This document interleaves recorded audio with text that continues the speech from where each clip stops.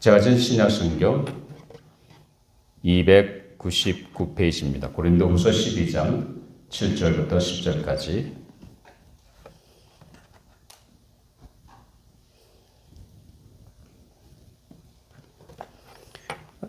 제가 7절 먼저 읽습니다.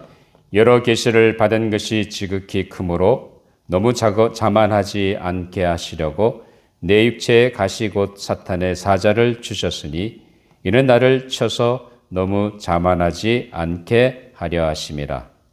이것이 내게서 떠나가게 하기 위하여 내가 3번 주께 간구하였더니 나에게 이르시기를 내 은혜가 내게 족하도다. 이는 내 능력이 약한 데서 온전하여짐이라 하신지라. 그러므로 도리어 크게 기뻐함으로 나의 여러 약한 것들에 대하여 자랑하리니 이는 그리스도의 능력이 내게 머물게 하려 함이라. 우리 10절 같이 읽습니다.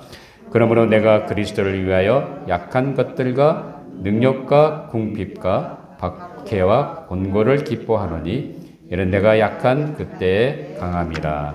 아멘. 하나님의 말씀이었습니다. 우리 잠깐 기도하겠습니다. 아버지 하나님 감사합니다. 오늘도 우리에게 귀한 날 허락해 주셔서 주님 앞에 나와 예배드릴 수 있도록 은혜 주심을 감사합니다. 무엇보다 우리의 심령의 문을 열어주셔서 오늘도 이전에 임재하시는 하나님을 만나고 돌아가는 은혜의 시간이 되게 하여 주시옵소서. 저희들이 말씀을 들을 때마다 우리의 심령의 문을 열어주시고 깨닫게 해주시고 저희들이 깨달은 대로 순종함으로 말미암아 우리 삶에 새로운 변화가 일어날 수 있도록 역사하여 주시옵소서. 오늘도 아버지 부족한 종을 세워주셨사오며 말씀의 도구로만 사용해 주시고 이 시대에 우리에게 주고자 하는 말씀을 잘 대원할 수 있도록 성령님 제 마음과 생각과 입술을 주장하시고 인도하여 주시옵소서. 감사하며 예수님 이름으로 기도하옵나이다. 아멘.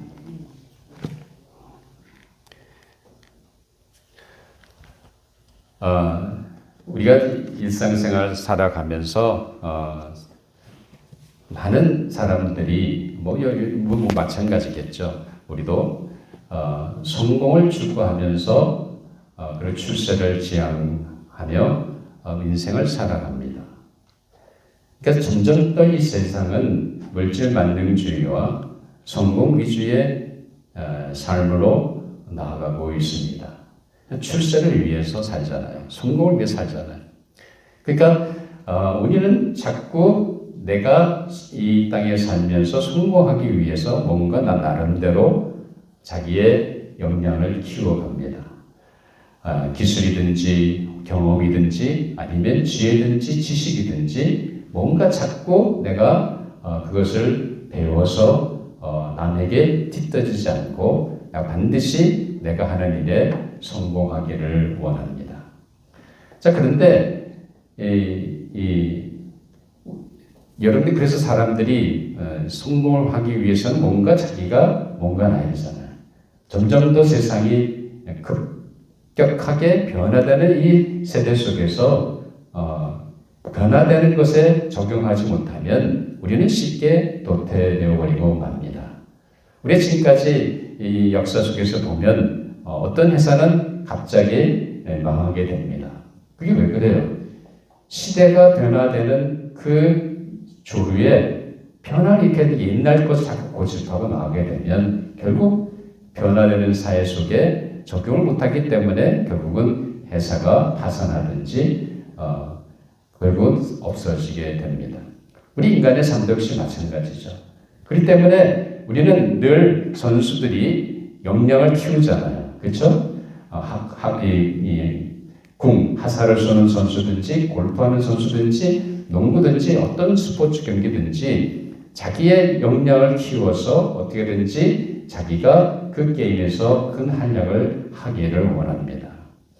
자, 이렇게 우리 인간은 살면서 성공을 향해서 뭔가 내가 다른 사람보다 뭔가 더 얻고 가져야 되고 뭔가 더 지혜가 많아야 되고 뭔가 기술이 더 많아야 되고 경험이 더 많아야 된다 생각하고 우리는 자꾸 뭔가 내 인생의 성공을 향해서 달려갑니다.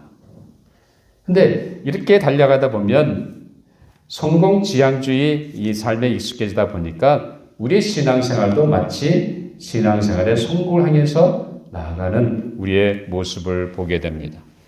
교회 일을 하든지 아니면 어떤 사역을 감당을 할 때에 우리는 자꾸 거기에 걸맞는 능력과 거기에 걸맞는 힘이 있어야 된다고 생각합니다. 이런 그리스도인들의 신앙생활의 태도를 더글라스 웹스터라는 분이 쓰신 내 삶이 행복해지는 행복훈련은 낮아짐이라는 책이 있습니다. 그 책에서 분명하게 지적하고 있습니다. 우리의 연약함을 통해 사역하는 것이 아니라 도리어 뭔가 우리가 강해져서 우리의 강함을 통해 사역을 하려고 한다는 겁니다. 세상이 성공 위주로 가다 보니까 우리도 그런 삶에 젖어들다 보니까 신앙생활을 그렇게 한다는 거예요. 내가 뭔가 주님의 일도 그렇잖아요. 주님의 일도 물질이 있어야 주님의 사역을 하지 합니다. 내가 배운 것이 있고 또 알아야 직분도 받죠. 우리 그렇게 얘기합니다. 근데 여러분들이 알면 얼마나 아시겠어요? 여러분이 가지고 있으면 얼마나 가지겠어요? 하나님의 일이라고 하는 것은 내가 얼마나 많이 갖고 있고 얼마나 재능이 많고 그리고 능력이 있고 그리고 경험이 많고 지혜가 많고 지식이 많아서 하나님 일을 하는 것이 아니잖아요. 그럼 우리 자꾸 하나님 일을 한다고 하면서 자꾸 내 역량을 키우려고 합니다. 마치 성공을 향해서 사람들이 추구하는 것처럼 우리도 어느 사이에 그런 삶의 태도를 가지고 신앙생활을 하고 있다는 겁니다. 이런 신앙생활의 잘못된 그 태도를 우리가 살펴보면서 오늘 주어진 본문의 말씀을 통해 십자가의 길, 그것은 다른 것이 아니라 항복훈련이라는 제목으로 함께 말씀을 나누려고 합니다. 자, 오늘 본문의 말씀은 우리가 잘 아는 사도 바울이 가졌던 육체의 가시에 대한 본문의 말씀입니다. 자, 바울은 분명히 7절에서 보면 뭐라고 얘기했습니까? 같이 한번 읽어보시죠. 시작. 여러 계시를 받은 것이 지극히 크므로 너무 자만하지 않게 하시려고 내 육체에 가시 곧 사탄의 사자를 주셨으니 이런 나를 쳐서 너무 자만하지 않게 하려 합니다. 자, 분명히 하나님께서 사도 바울에게 육체의 가시를 허락해 주셨다고 말하고 있습니다. 자, 물론 지금까지 많은 성경학자들인지 학자들이 도대체 바울이 갖고 있던 육체의 가시가 뭐냐, 거기다 많은 논쟁이 있고 많은 여러 가지 분분한 의견이 있지만 일반적으로 대부분 사람들이 추측하기를 아마 사도 바울이 안질이 있었다고 추측합니다. 그래서 그 안질을 위해서 하나님께 그가 어떻게 합니까? 기도하잖아요. 그래서 여러분 우리 그 다음 절 한번 보죠. 8절에 보면 시작. 이것이 내게서 떠나가게 하기 위하여 내가 3번 주께 간구하였더니. 자, 사도 바울은 하나님 앞에서 자기의 그 질병을 고침받기 위해서 간절히 3번 기도했습니다. 그런데도 하나님은 그 기도는 안 들어주시는 거예요. 다른 건 다 들어주시는데 그 바울의 삶 속에 있는 육체의 가시 같은 그것만은 하나님이 치료해 주지 않으시다는 사실입니다. 사랑하는 여러분, 왜 하나님께서 바울에게 그런 육체의 가시를 허락해 주셨다고 생각하십니까? 뭐 때문에 그런 거예요? 왜 하나님이 얼마든지 치료하실 수 있고 그런 권능과 힘이 있으신 분이신데 왜 그것은 하나님이 기도를 들어주지 않으셨습니까? 거기에 분명한 하나님의 이유가 있습니다. 자, 그래서 우리 계속해서 보면 9절 한번 보죠. 나에게 이르시기를 내게 겉하리라. 내 능력이 약한 데서 온전하리라. 여기 보면 내 은혜가 내게 족하다. 이는 내 능력이 약한 데서 온전하여집니다. 분명히 하나님께서는 사도 바울에게 육체의 가시를 허락하시는 분명한 목적이 있으셨습니다. 그 목적을 사도 바울은 분명히 깨닫고 더 이상 3번 기도하고는 왜 하나님이 그 기도를 응답하지 않는지, 하나님이 왜 자기 삶 속에 그것을 주셨는지 그 분명한 목적을 깨달았습니다. 그것이 뭐예요? 바로 바울로 하여금 자만하지 않게 하려고. 그래서 자만하지 아니한 가운데 하나님의 능력이 사도 바울을 통해서 나타나게 하기 위해서 하나님은 그렇게 하셨다는 겁니다. 사랑하는 여러분 삶 속에도 어쩌면 이런 바울과 같은 질병은 아닐지 몰라도 어떤 분에게는 질병일 수도 있겠습니다. 분명히 하나님이 나에게 주신 뭔가 육체의 가시가 있습니다. 그런데 거기에는 분명한 하나님의 목적이 있다는 거예요. 왜 하나님 이것만은 들어주지 않으십니까? 하나님 분명히 그것을 얼마든지 해결해 주시고 치료해 주시고 하나님께 온전케 하실 수 있는 얼마나 놀라운 능력이 있으심에 불구하고 하나님은 왜 그것만은 허락을 하지 않으십니까? 거기에 분명한 이유가 있다는 거예요. 하나님은 사도 바울을 통해서 분명하게 말씀하시고 뭡니까? 바로 하나님의 능력을 하나님이 그 바울을 통해서 드러내기 위해서 하나님은 그 육체의 가시를 주셨다는 겁니다. 분명히 하나님께서 여러분 삶 가운데 분명히 바울 같은 그런 육체의 가시 있다는 건 다른 것이 아니라 하나님의 계획이 있다는 거죠. 하나님의 여러분을 들어서 하나님의 능력의 도구로 쓰시기 위해 하나님은 그것을 허락하셨다는 거예요. 아무리 기도해도 하나님 응답하지 않는 그거 왜 그래요? 하나님 여러분을 쓰시기 위한 겁니다. 여러분을 들어서 하나님이 나를 능력의 도구로 사용하시기 위한 하나님의 분명한 계획 가운데 있는 일인 줄 믿으시기 바랍니다. 자, 그런데 오늘 사도 바울이 가지고 있던 육체의 가시라고 하는 것은 바로 다른 것이 아니라 하나님의 능력의 도구가 되기 위한 것이었습니다. 근데 우리가 신앙생활 할 때 신앙생활은 뭡니까? 마치 세상 속에서 내가 성공을 추구하듯 하는 그런 것이 신앙생활이 아닙니다. 신앙생활이라고 하는 것은 예수님을 따라가는 삶이죠. 그렇죠? 예수님을 따라가는 삶은 성령님과 함께 동행하는 삶입니다. 자, 그렇다고 한다면 예수님을 따라가는 삶은 다른 것이 아니라 내가 신앙생활의 성공을 위해서 신앙생활에 승리하는 삶을 위해서 내가 뭔가 자꾸 내가 갖춰야 하고 더 지식을 쌓아야 되고 성경의 지식을 쌓아야 되고 그리고 기도를 더 많이 해야 되고 뭐 이런 것을 위해서 내가 하는 것이 아니잖아요. 신앙생활은 내가 뭔가 자꾸 얻고 내가 힘이 많아지는 것이 아닙니다. 뭐예요? 주님을 따라가는 거예요. 그 주님을 따라간다는 것은 다른 것이 아니라 십자가의 길을 가는 겁니다. 주님이 이 땅에 오셔서 분명히 십자가를 향해서 자기 인생을 살던 것처럼 주님의 걸어가신 한 걸음 한 걸음은 바로 십자가를 향한 십자가의 길이었다는 사실입니다. 그러니까 주님을 따라간다는 삶은 다른 것이 아니라 뭐예요? 주님이 걸어가신 십자가의 길을 걸어가는 겁니다. 내가 신앙생활에 성공을 위해서 내가 교회 재직들한테 잘 보이기 위해서 목사님한테 잘 보이기 위해서 내가 뭔가 더 헌신하고 뭔가 시간을 더 두고 물론 그것도 필요하죠. 그런데 그게 목적이 아니라는 거예요. 신앙생활에 주님이 걸어가신 십자가의 길을 가는 거예요. 그 십자가의 길을 가기 위해서 예배도 드리고 말씀도 가까이 하고 기도 생활도 하고 성도 교제도 하고 전도도 하고 선교도 하는 거예요. 단 한 가지 목적 뭐예요? 주님이 걸어가신 십자가의 길을 걸어가는 겁니다. 그렇다고 한다면 이 주님이 걸어가신 십자가의 길을 간다는 것은 다른 것이 아니라 뭐예요? 그건 뭐죠? 그거는 다른 것이 아니라 뭐예요? 주님이 걸어가신 십자가의 길을 가는 삶은 하나님 앞에 항복하는 삶을 훈련하는 겁니다. 여러분 정말 하나님 앞에서 얼마나 내 자신을 항복하고 계십니까? 아직도 여전히 내가 살아있어가지고 여전히 내가 내 인생을 좌지우지한다고 한다면 우리는 아직도 주님이 걸어가신 십자가의 길을 가고 있는 것이 아닙니다. 십자가의 길이 아니라 내가 원하는 내 길을 가고 있는 겁니다.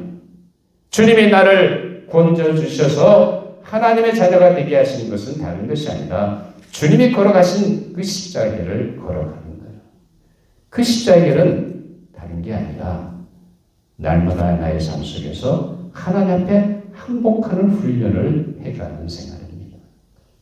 적어도 우리 조지아 장로교의 모든 성도 여러분들은 주님의 십자가의 길을 가로가기 위해 날마다 하나님 앞에 자신을 항복하며 살아가는 귀한 성도 여러분들이 되시기를 주님의 이름으로 축원합니다.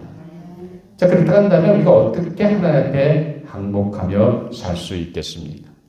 제일 먼저 우리가 필요한 것은 다른 게 아니라 내가 하나님 앞에서 연약한 존재인 것을 인정해야 합니다. 여러분은 어느 한순간도 하나님 앞에서 여러분은 섰다는 순간 여러분 다 넘어집니다. 우리는 하나님 앞에서 우리는 아무것도 아닙니다. 하나님께서 사도 바울에게 허락하신 육체에 가시는 바울로 하여금 결코 그로 하여금 자만하지 않게 하기 위해서 하나님이 그 육체에 가시를 주신 것입니다. 이런 사실 사도 바울을 따진다고 한다면 어떤 사람이었습니까? 그는 하나님께 받은 계시와 그 다음에 묵시가 있던 사람입니다.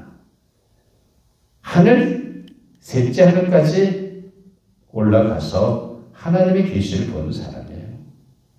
그뿐만 아니죠. 히브리인 중에 히브리요, 이 바울로 말하면 가말리아 문화생의 최고의 그 당시 히브리인들이 갖고 있던 최고의 문화생입니다. 그러니까 이 바울이라는 사람은 엄청난 사람이죠. 그런데 왜 하나님이 그에게 육체의 가시를 주셨습니까?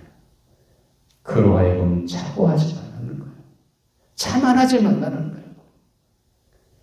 우리는 하나님 앞에서 우리는 아무것도 아닌 존재인 것을 깨달아야 됩니다. 다시 우리가 바울을 따진다고 한다면 우리 빌립보 3장 4절에 보면 뭐라고 했습니까? 같이 한번 읽어보시죠. 시작. 그러나 또 육체를 신뢰할 만하며 만일 누구든지 다른 이가 육체를 신뢰할 것이 있는 줄 생각하면 나는 더욱 그러노니. 나는 얼마든지 다른 생각 비교해 본다고 한다면 얼마든지 육체를 자랑할 것이 많다는 거예요. 그러면서 바울은 계속해서 무슨 얘기합니까? 자, 5절 한번 같이 읽어보시죠. 시작. 나는 8일 만에 할례를 받고 이스라엘 족속이요 베냐민 지파요 히브리인 중에 히브리요 율법으로는 바리새인. 그 당시 가말리엘 문화생으로 바리새인 중에 바리새인이요 히브리인 중에 히브리인 같은 이런 엄청난 사람이었습니다. 그럼에도 불구하고 하나님은 뭐라고 얘기하십니까? 자, 빌립보 3장 1절 보죠. 열심히 하는 교회를 박해하고 율법에 의는 흠이 없는 자로다. 얼마나 그가 사도행전 8장을 보면 스데반 집사를 죽이는 데도 앞장섰던 사람 아닙니까? 그뿐만 아니죠. 다메섹 도상에 자기가 예수 믿는 사람들을 죽이는 그 공문을 제사장한테 받아가지고 하려고 다메섹 도상에 갔지 않습니까? 그렇게 살기가 등등하고 믿는 그리스도인들을 핍박하는 일에 열정을 해서 앞장섰던 사람입니다. 율법에 의로는 흠이 없다는 건 무슨 말입니까? 그거 어렸을 때부터 그 율법을 따라 철저하게 살았다는 겁니다. 사실 이런 바울을 따진다고 한다면 자랑할 것이 얼마나 많아요. 우리 삶과 비교한다면 우리는 비교가 안 되잖아요. 그런 바울에게 하나님은 뭐라고 합니까? 그런 바울이었지만 그런 바울도 하나님의 주권과 하나님의 권능 앞에서는 아무것도 아니라는 거예요. 그것을 깨닫게 하기 위해서 하나님은 바울을 분명하게 육체의 가시를 통해서 더 이상 자만하지 않게 하기 위해 바울에게 하나님이 그것을 주셨다는 겁니다. 우리는 사실 하나님 앞에서 아무것도 아닌 존재입니다. 내가 아무리 가진 것이 있고 뭐가 있다 할지라도 우리는 여전히 하나님 앞에서는 아무것도 아닌 존재입니다. 우린 그것을 깨달아야 돼요. 내가 마치 뭐가 된 것처럼 생각한다고 한다면 우리는 그 순간부터 하나님의 역사가 사라집니다. 우리는 여전히 하나님 앞에 아무것도 아닙니다. 오히려 가진 것이 많을수록 우리는 더 하나님 앞에서 내 자신을 연약한 존재인 것을 깨달아야 합니다. 사랑하는 여러분, 십자가를 다른 것이 아닙니다. 하나님 앞에 항복하는 길입니다. 하나님 앞에 항복하는 훈련을 해나가는 삶입니다.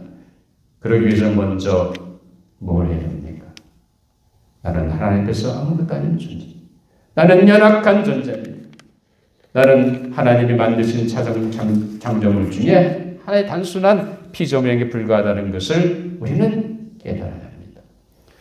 늘 자신이 하나님 앞에서 연약한 존재를 깨닫고 자신을 하나님께 항복하는 삶의 훈련을 통해서 주님이 걸어가신 십자가의 길을 걸어가시는 모든 조자장로계 성도 여러분이 되시기를 주님의 이름으로 축원합니다.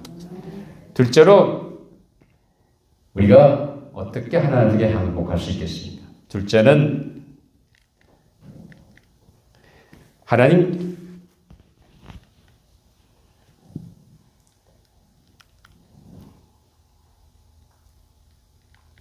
자, 우리 둘째로 보죠. 하나님 앞에서 자신의 교만함을 버려야 됩니다. 여러분, 하나님 앞에 항복한다는 건 다른 게 아니라 내 교만한 마음을 내려놓는 거예요. 마치 내가 지고 있는 생각하고 내가 제일 잘한다 생각하고 내가 무엇이 된 것처럼 행동하는 그런 잘못된 교만함을 내려놓으라는 겁니다. 그럼 사도 바울은 고린도서 10장 12절에서 무슨 얘기를 합니까? 우리 같이 한번 읽어보죠. 시작. 그런즉 선줄로 생각하는 넘어질까 조심하라. 내가 섰다고 생각하는 그 순간 분명히 넘어집니다. 하나님은 교만한 자 분명히 치시기 때문에 그렇습니다. 그래서 잠언 16장 18절에 보면 뭐라고 얘기합니까? 우리 같이 한번 또 읽어보죠. 16장 18절 시작. 교만은 태망의 선복이요 거만한 마음은 넘어짐에 합차됩니다. 하나님이 가장 싫어하시는 게 뭐예요? 교만한 거예요. 하나님의 임자 앞에서 아무도 아닌 연약한 존재가 마치 자기가 뭐가 된 것처럼 의시되고 나갈 때 하나님은 그 사람을 치신다는 겁니다. 그때 우리는 어느 한순간도 우리 자신을 돌아봐야 됩니다.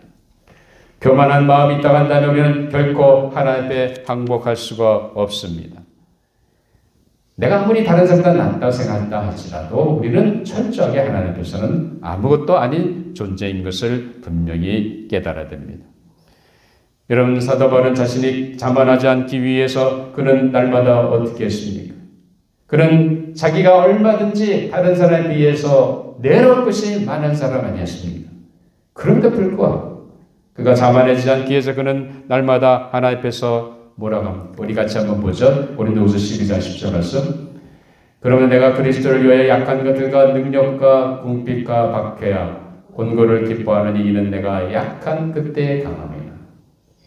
그가 인간적으로 따지면 가진 것이 많은 사람이었습니다. 그런데 불구하고 그가 하나님 앞에서 자기는 어떻게 합니까? 자기의 연약함을 인정하고 그 연약함을 통해서 하나님의 능력이 나타나도록 그는 철저히 자신을 낮췄다는 겁니다. 여러분, 그렇기 때문에 바울은 고린도 교회에 향해서 무슨 얘기를 합니까? 그가 고린도후서 15장 31절 보면 한번 읽어보죠. 시작. 형제들아, 내가 그리스도 예수 우리 주 안에서 가진 바 너희에 대한 나의 자랑을 두고 단언하노니 나는 날마다 죽노라. 행여라도 교만해질까봐 그는 철저히 자신을 쳐서 복종시켰습니다. 그래서 하나님 앞에 연약한 자로 하나님의 능력에 도구가 됐던 것을 우리는 보게 됩니다. 사랑하는 여러분, 여러분이 혹 행여라도 다른 사람과 비교해봐서 내가 낫다고 의심된다고 한다면 그 순간 여러분은 교만한 마음이 있는 거예요. 우리는 어느 한순간도 하나님 앞에서 나 자신을 내세워서는 안 됩니다. 여러분의 교만한 마음, 내가 있어야만 된다고 생각하는 마음, 내가 해야만 된다고 하는 마음, 내가 저 사람보다 낫다고 생각하는 그런 마음. 그런데 내가 저 사람보다는 훨씬 잘하지. 뭘 잘할 수 있죠, 당연히. 그러나 하나님 앞에서 우리는 그런 교만한 마음을 내려놓아야 됩니다. 우리가 교만함을 내려놓지 못한다면 하나님께 결코 항복할 수 없습니다. 하나님께 항복하지 않는다고 한다면 하나님의 능력의 도구로 우리는 결단코 쓰임 받을 수 없다는 사실입니다. 사랑하는 여러분, 자신의 연약한 존재를 깨닫고 자만하지 않는 비결은 바로 순간순간마다 바울처럼 자신을 죽이는 삶입니다. 내가 잘났다고 교만한 마음을 버리고 하나님께 항복함으로 말미암아 십자가를 걸어가셔서 하나님께 항복하는 놀라운 우리 조자장로교의 모든 성도 여러분이 되시기를 주님의 이름으로 축원합니다. 세 번째로 하나님께 항복한다는 것은 내 자신을 의지하는 것이 아니라 하나님만을 의지하는 삶입니다.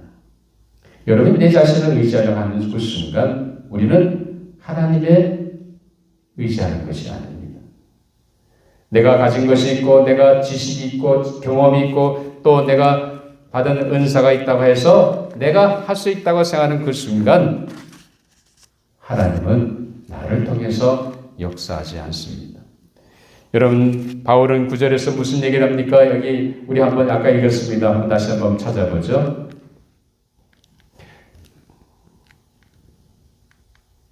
나에게 시작. 나에게 이르시기를 내 은혜가 내게 족하도다. 이는 내 능력이 약한 데서 온전하여 집니다. 내 능력이 약한 데서 온전하여 짐이라고 말합니다. 사랑하는 여러분, 바울이 왜 자신을 낮췄습니까? 그건 아니야. 자신을 통해서 하나님의 능력이 나타나기 위한 겁니다. 우리가 어느 한순간도 하나님 앞에서 내 자신을 의지한다고 한다면 우리는 하나님의 능력의 도구가 될 수가 없습니다. 그렇기 때문에 바울은 계속해서 무슨 얘기를 합니까? 나의 여러 약한 것들에 대해 자랑하는 이는 그리스도의 능력이 내게 머물려 합니다. 자기가 약한 것 자랑할 때 그 약한 것을 통해서 하나님의 능력이 나타난다는 사실입니다. 여러분, 하나님께 항복하는 다른 것이 아닙니다. 내가 하나님의 연약한 존재인 것을 깨닫고 우리 어느 한순간도 하나님 앞에서 교만해지는 그런 마음을 다 떨쳐버리고 순간순간마다 내 자신을 의지하는 것이 아니라 내가 갖고 있는 것을 의지하는 것이 아니라 하나님이 주신 그 은사를 할지라도 우리는 하나님께 우리 자신을 맡게 됩니다. 하나님께서 분명히 나를 통해서 하나님의 능력이 나타나게는 다른 것이 아니라 뭐예요? 바로 내가 하나님의 능력의 도구가 되는 겁니다. 그것은 내가 내 자신을 의지하는 것이 아니라 순간순간 하나님을 의지하고 나가는 삶입니다. 사랑하는 여러분, 분명하게 우리가 알아야 할 것은 뭐라고 합니까? 스가랴 선지자가 무리에게 무슨 얘기를 합니까?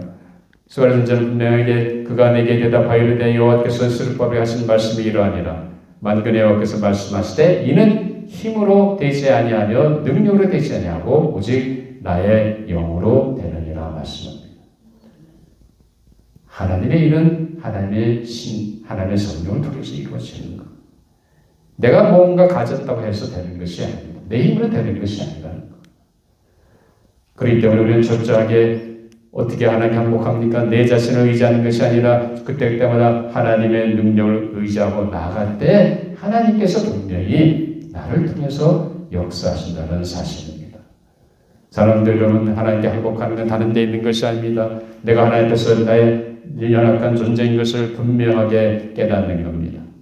그것을 인정하고 순간순간에 내 마음속에 다가오는 교만한 마음을 다 던져버리고 그리고 하나님 앞에서 내 자신을 의지하는 것이 아니라 하나님을 의지하는 삶의 모습입니다. 우리가 그렇게 살 때 분명히 우리는 하나님 앞에 항복하게 되고 하나님께 내 삶을 통해서 엄청난 역사가 일어나게 될 줄 믿습니다. 우리 사랑하는 여러분, 하나님 앞에서 내 자신이 연약한 존재인 것을 깨닫고 순간순간 교만한 마음을 내려놓고 오늘도 나를 의지하는 것이 아니라 하나님을 의지하지 말며 하나님 앞에 항복하고 주님이 걸어가신 그 십자가를 걸어가시는 모든 조지아 장로의 성도 여러분 되시기를 주님의 이름으로 축원합니다. 기도하시겠습니다. 아버지 하나님, 저희들을 불러주심을 감사합니다. 하나님, 저희들이 하나님 앞에서 연약한 존재인 것을 깨닫게 해주시고 어느 한순간도 우리가 교만하지 않게 해주시고 순간순간마다 나 자신을 의지하는 것이 아니라 하나님을 의지함으로 말미암아 하나님께 온전히 항복하게 해주시고 그 그것을 통해서 주님이 걸어가신 십자가를 걸어가는 아름다운 믿음의 성도들의 삶이 되게 하여 주시옵소서. 감사하며 예수님 이름으로 기도하옵나이다. 아멘.